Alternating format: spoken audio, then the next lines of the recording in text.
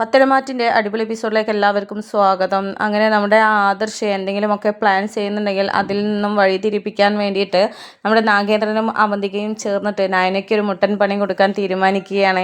അങ്ങനെ ആ സമയത്ത് നാഗേന്ദ്രൻ പറയുന്നുണ്ട്, മോളെ ആ നയനയ്ക്ക് നല്ലൊരു പണി കൊടുത്താലേ ആദർശ് എന്തെങ്കിലും പ്ലാൻ ചെയ്യുന്നുണ്ടെങ്കിൽ നമ്മുടെ പിന്നാലെ വരുന്നുണ്ടെങ്കിൽ അത് തടയാൻ സാധിക്കുകയുള്ളൂ.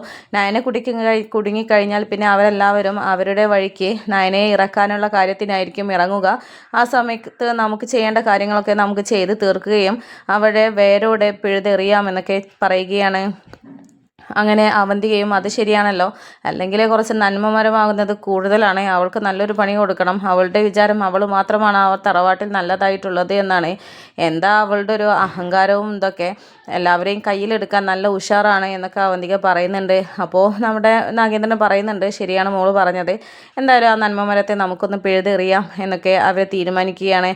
അങ്ങനെ അച്ഛൻ എന്തൊക്കെയാണ് പ്ലാൻ ചെയ്യുന്നത് എന്നൊക്കെ ചോദിക്കുമ്പോൾ അതൊക്കെയുണ്ട്. ഏതായാലും ഞാൻ നിൻ്റെ അടുത്ത് ഒരു ഷൂ കേസ് ഏൽപ്പിക്കാം, നിൻ്റെ കൂടെ ഒരാൾ, ഞാൻ പറഞ്ഞയച്ച ഒരാൾ വരും. എന്തായാലും ഇതിൽ നിറയെ സ്വർണ്ണങ്ങളാണ് ഉള്ളത്, അത് മോള് മറ്റാരോടും പറയണ്ട. ഇത് നമുക്ക് ഇവിടെ നിന്ന് കളവ് പോയി എന്ന് പറഞ്ഞ് കേസ് കൊടുക്കണം.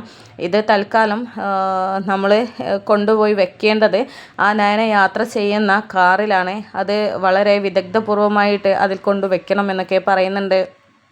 എന്നിട്ട് നയന സഞ്ചരിക്കുന്ന കാറും ഏതാണോ എന്നുള്ളത് ഞാൻ പറഞ്ഞ് അയക്കുന്ന ആൾക്ക് നീ കാണിച്ചു കൊടുത്താൽ മതി, പിന്നെ ആരും അറിയാതെ അവൻ കൈകാര്യം ചെയ്തോളും എന്നൊക്കെ പറയുന്നുണ്ട്. അങ്ങനെ നയന വീട്ടിൽ നിന്ന് ഇറങ്ങുന്ന സമയവും എല്ലാം കൃത്യമായിട്ട് അവന്തിക പറഞ്ഞു കൊടുക്കുകയും കാറിൻ്റെ നമ്പർ അടക്കം പറഞ്ഞു കൊടുക്കുകയും ചെയ്യുകയാണ്. അങ്ങനെ ആ ഗോൾഡിൻ്റെ ബോക്സ് അവന്തിക അച്ഛനെ ഏൽപ്പിച്ച ആളെ ഏൽപ്പിക്കുകയും അയാൾ നയന പോകുന്ന സമയത്ത് പിന്തുടർന്ന് പോവുകയും ഒക്കെ ചെയ്യുന്നുണ്ട്. അങ്ങനെ വഴിയിൽ വെച്ചിട്ട് ഒരു യാത്രക്കാരൻ വന്നിട്ട് അവരോട് എന്തോ ചോദിക്കുന്നത് പോലെയും ഒക്കെ ആക്ട് ചെയ്യാനായിട്ട് ഒരാളെ അവരെ ഏർപ്പെടുത്തുകയും അങ്ങനെ ഞാൻ സഞ്ചരിക്കുന്ന കാറ് തടഞ്ഞു നിർത്തിയിട്ട് അയാൾ സംശയങ്ങൾ ഓരോന്നായിട്ട് ചോദിക്കുന്ന രീതിയിലും അവർ പ്ലാൻ ചെയ്യുകയാണ്. ആ സമയത്താണ് വണ്ടി അവിടെ നിർത്തിയിട്ടിരിക്കുന്നത്. അങ്ങനെ വണ്ടിയിൽ അവർ അതിവിദഗ്ധമായിട്ട് മറ്റ് ചാവിയും ഇതൊക്കെ ഉപയോഗിച്ച് ഇടുക്കിയൊക്കെ തുറന്നിട്ട് അതിനുള്ളിലേക്ക് ആ ഒരു ഗോൾഡ് കൊണ്ടുവയ്ക്കുകയാണ്.